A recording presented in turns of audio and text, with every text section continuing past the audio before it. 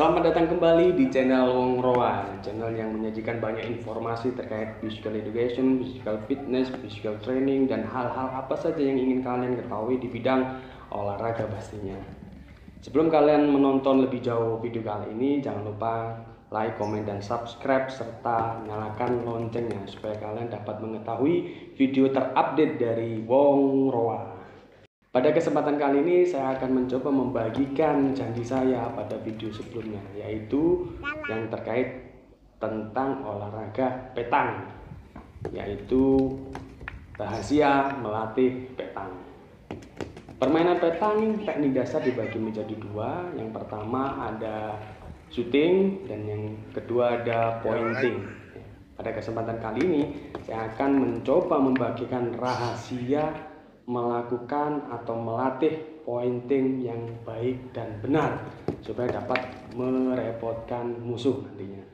Langsung saja, teknik pointing bisa dilakukan dengan cara duduk ya, seperti pada video ya.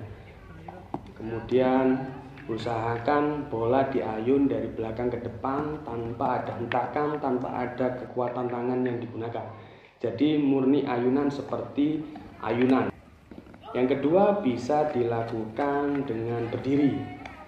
Sama seperti yang duduk tadi, ayunkan saja bola yang ada di tangan, kemudian lihat jatuhnya di mana yang paling tepat untuk mendekati boka atau jack.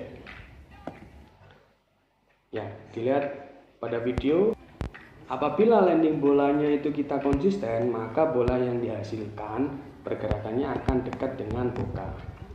Teknik dasar petang dalam melakukan pointing ada 3. Yang pertama yang dinamakan lemparan rendah atau ground. Yang kedua sedang atau half low. Yang ketiga tinggi atau high low. Ya. Di video kita disajikan contoh pointing ground. Ini banyak kelemahannya karena jatuhnya bola sangat jauh dari boka. Yang kedua ini pointing half atau tengah-tengah atau medium.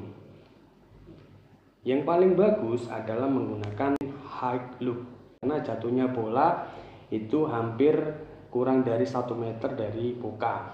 Jadi halangan apabila di lapangan itu banyak sekali halangan yang ada seperti batu kecil dan sebagainya, itu tidak terlalu menghambat laju bola. Langsung bolanya dekat dengan jack seperti pada contoh video di atas. Ya, jadi pointing yang paling berkontribusi pada permainan yaitu pointing high loop.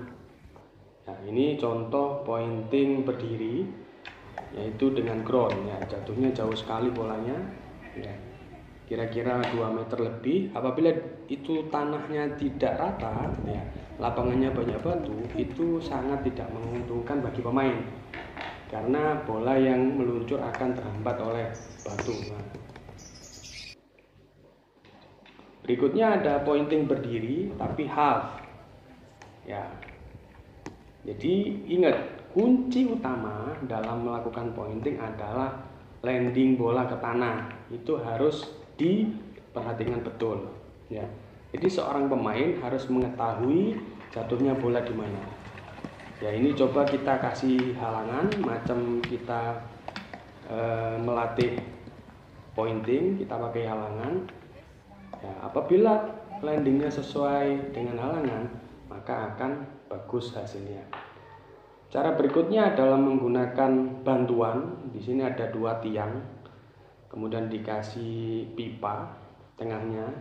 Ini ada skrupnya untuk mengatur ketinggian. Ini digunakan untuk melatih tinggi bola seberapa yang kita inginkan atau ingin kita latih kepada atlet kita. Ya, pertama ini medium karena saya jarang sekali memakai ground atau melatih ke anak-anak pointing ground karena itu sangat tidak menguntungkan bagi tim. Jadi minimal kita latihannya adalah half ya. Saya perhatikan di sini Apabila landing point-nya selalu tepat, nah, maka bola yang dihasilkan juga tidak jauh dari jack. Ya, ini diatur ketinggiannya. Ya, yang tadi half loop atau medium, ini tinggi, high loop. Nah, jadi bolanya tinggi. Pointing high loop juga memiliki kekurangan. Apabila tinggi bolanya tidak tepat, maka pointing yang dihasilkan akan sangat laju. Akhirnya terlalu jauh dari boka. Maka harus pintar-pintar seorang pelatih bagaimana menentukan titik jatuhnya bola. Kita coba dengan pointing berdiri, half. Ya, jatuhnya bola mendekati jack tidak apa-apa, asalkan tinggi bola itu optimal. Maka berhentinya bola juga tidak akan terlalu jauh dari jack. Nah, apabila kita sudah memiliki pemain dengan pointing yang bagus, ini akan sangat menguntungkan bagi tim di saat menjalani sebuah pertandingan. Maka hal dasar yang perlu dilatih adalah pointing terlebih dahulu. Ya, jadi ayunkan tanpa ada hentakan dari tangan. Ya, ini high loop dengan berdiri. Ya, jadi diatur lagi tiang tadi yang sudah dibuat. Ini mudah sekali, silahkan dibuat di rumah. Di atas kepala kita bolanya. Nah, seperti itu. Ketika sudah mahir melakukan alat tersebut, jangan sampai atlet kita ketergantungan. Maka kita lakukan pointing tanpa menggunakan papan atau tiang yang tadi. Ya. Seorang pemain dalam melakukan pointing harus fokus kepada titik jatuhnya bola. Ya, karena itu yang menentukan bola nanti berhenti sebelum boka atau setelah boka. Ya. Jadi pemain tidak disarankan untuk terlalu fokus kepada boka, melainkan fokus terhadap jatuhnya bola di mana. Dan harus melihat juga jatuhnya bola di mana dengan kondisi lapangan yang bagus. Apabila lapangannya nanti jelek atau berkerikil, tidak boleh landingnya di sana. Nah, kita perhatikan contoh video ini. Nah, selalu tepat landing pointnya atau jatuhnya bola, maka yang dihasilkan, pointing yang dihasilkan adalah sempurna mendekati boka. Ya. Jadi fokusnya adalah fokus ke jatuhnya bola. Ingat, fokus ke jatuhnya bola.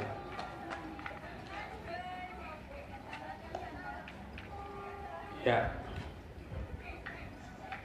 Diayun saja tidak menggunakan kekuatan atau power dari tangan. Ya. Yang membedakan masing-masing pemain untuk melakukan teknik pointing adalah tinggi bola. Kadang pointing half loop atau medium itu masing-masing pemain juga tingginya berbeda-beda karena disesuaikan juga dengan swing mereka atau ayunan tangan mereka. Semakin ayunannya cepat, maka kebiasaan dari pemain tersebut bolanya agak tinggi. Semakin lemah, bolanya agak turun. Jadi kuncinya adalah yang pertama, masing-masing pemain harus mengayunkan bola tanpa power atau kekuatan tangan. Ayun saja bolanya. Yang kedua, kalian bisa melatih atlet kalian dengan menggunakan bantuan tiang yang bisa diubah tingginya. Jadi kita melatih ketinggian bola saat melakukan pointing. Half loop tingginya berapa, high loop tingginya berapa. Antara pointing dengan duduk dengan sama berdiri itu juga berbeda ketinggiannya dalam mengatur tinggi tiang yang tadi. Yang ketiga, kita harus fokus untuk melatih pemain jatuhnya bola di mana. Jadi seorang pemain harus dilatih jatuhnya bola mereka di mana dan harus sudah terbiasa dengan jatuhannya itu supaya nanti hasil pointing yang didapatkan itu bisa maksimal. Dan yang terakhir, latihanlah dengan keras ya, dengan maksimal sesuai dengan titik jatuh bola yang sudah ditentukan pada jarak 6, 7, 8, 9, 10. Terserah seorang pelatih. Pintar-pintarnya pelatih dalam melatih atletnya untuk melakukan teknik pointing. Itu saja. Mudah-mudahan ilmunya bermanfaat. Untuk video berikutnya saya akan coba membagikan rahasia melatih shooting pada permainan petang. Jadi jangan lupa subscribe dan klik loncengnya supaya kalian tidak ketinggalan video terbaru dari Wong Roa. Terima kasih sekian, mudah-mudahan ilmunya bermanfaat.